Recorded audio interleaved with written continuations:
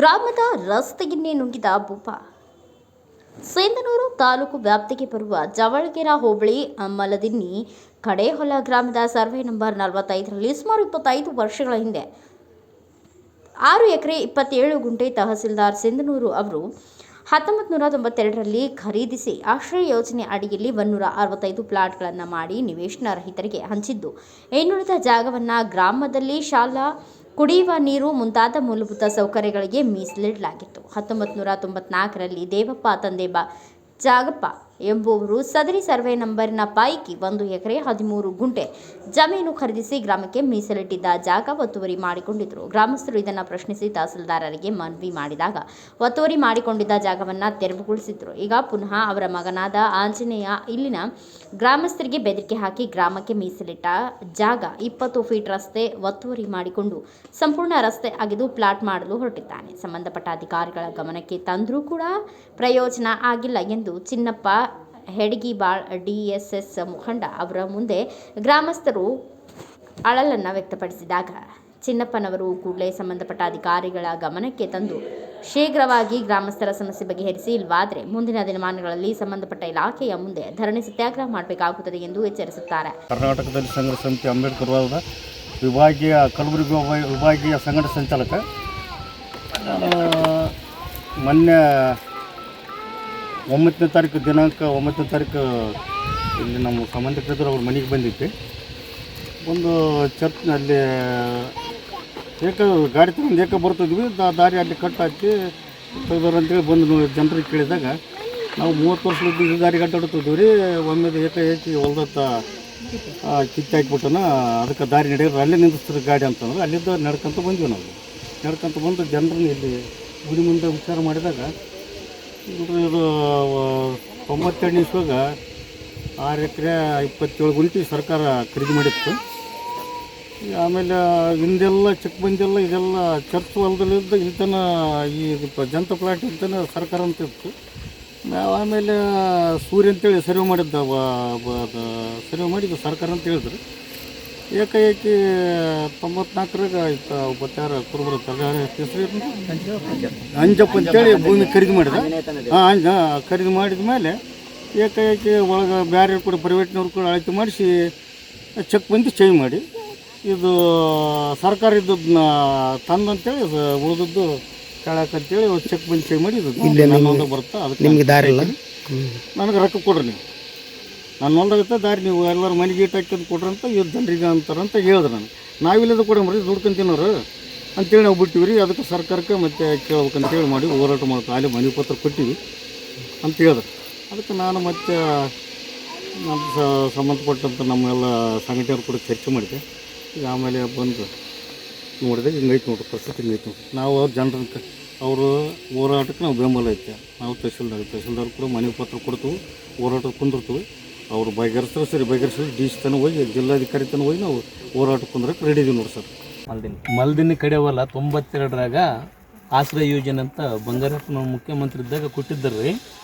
ಆನಂತರ ನಮಗೆ ಜಾಗ ಸಿಕ್ಕರೆ ಸಾಕಂಬಂಗೆ ಆ ಪರಿಸ್ಥಿತಿಯಾಗ ನಾವಿದ್ದೀವಿ. ಅವ್ರು ಜಾಗ ಕೊಟ್ಟ ತಕ್ಷಣಕ್ಕೆ 30 ವರ್ಷದಿಂದ ಇಲ್ಲೇ ನಾವು ದಾರಿ ಐತೆ ಅಂತ ನಾವು ತಿಳ್ಕೊಂಡಿದ್ವಿ. ಆದರೆ ದಾರಿ ಇಲ್ಲ ಅಂತ, ಅವಾಗಿನ ಕಾಲಕ್ಕೆ ದಾರಿ ಐತೆ ಅಂತಾರೆ, ಈಗಿನ ಕಾಲಕ್ಕೆ ದಾರಿ ಇಲ್ಲ ಅಂತಾರೆ. ಈಗೆಲ್ಲ ದಾರಿ ಕಿತ್ತೀವಿ ಇರ್ತೀವಿ. ಈಗ ನಾವೇನು ಪರಿಸ್ಥಿತಿ ಮಾಡಿ ನಾವು ಎಲ್ಲಿ ಅಡ್ಡಾಡಬೇಕು? ಆ ದಾರಿ ಬಿಟ್ಟ ಮೇಲೆ ಬೇರೆ ಒಂದು ದಾರಿ ನಮಗಿಲ್ಲ. ಎಷ್ಟು ಕುಟುಂಬಗಳಿದೆ ವಾಸ ಇಲ್ಲಿ? ಸುಮಾರು ಇಲ್ಲಿ 200 ಕುಟುಂಬ ಇದೇ. 200 ಕುಟುಂಬ ಈ ಕ್ಯಾಂಪ್ನಾಗ ಇದೇವ್ರಿ. 200 ಕುಟುಂಬ. ಮತ್ತು ಕುಡಿಯುವ ನೀರು ದಾರಿ ಕಿತ್ತಿದ ಮೇಲೆ ಪರಿಸ್ಥಿತಿ ಗಂಭೀರ ಇದೆ.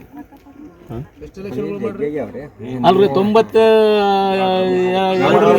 35 ವರ್ಷ ಸರ್. 8 ಎಲೆಕ್ಷನ್ ಆದ್ರಿ.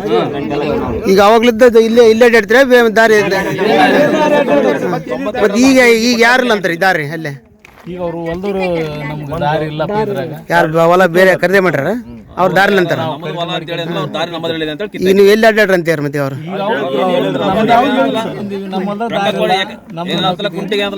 ನೀವು ಸಂಬಂಧಪಟ್ಟ ಇಲಾಖೆಗೆ ತಹಸೀಲ್ದಾರ್ ಅಥವಾ ಆಮೇಲೆ ಪಂಚಾಯತ್ಗೆ ಹೋಗಿರಿ?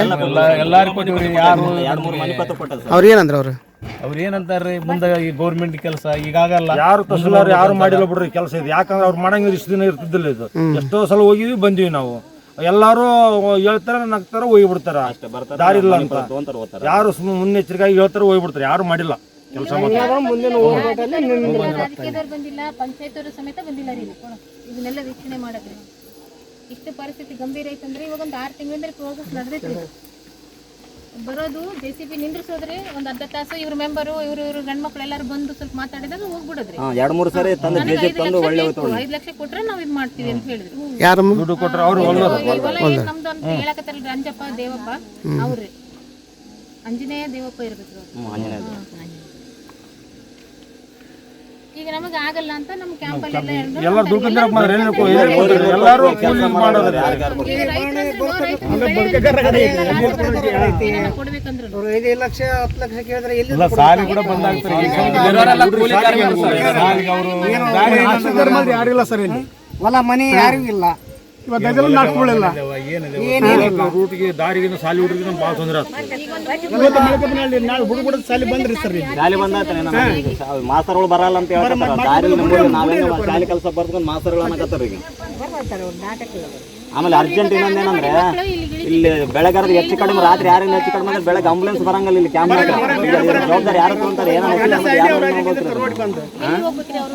ಅದನ್ನು ಇಲ್ಲ. ನೀವು ಮಳೆ ಬಂದಾಗ ಇಲ್ಲಿ ಹಾವು ಹುಳ ಉಪ್ಪಡಿ ಬರ್ತಾವ್ರಿ, ಇಲ್ಲೆಲ್ಲ ತಿಪ್ಪಿ ಹಾಕೊಂಡು ಇದೆಲ್ಲ ಹೊಲಸಿಟ್ಕೊಂಡ್ರಿ.